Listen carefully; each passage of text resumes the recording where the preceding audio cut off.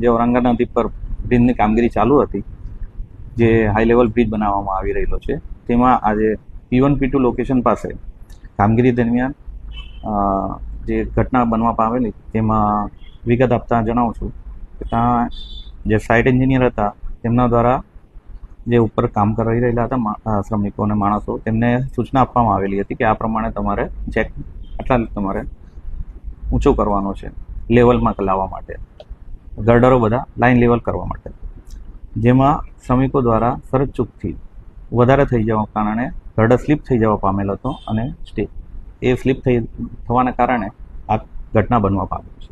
અને જેમાં 5 માણસો જે ઉપર કામ કરતા હતા તેમાંના મોટે ભાગના આ બધાને ઈજા થઈ હતી, સામાન્ય નાની મોટી. એમાં 4 જણાને નાની ઈજા ને એક વ્યક્તિ છે તેમને થોડી વધારે ઈજા છે ને બધાની તરત ખાનગી હોસ્પિટલ કસ્તુરબા હોસ્પિટલમાં સારવાર ચાલુ છે.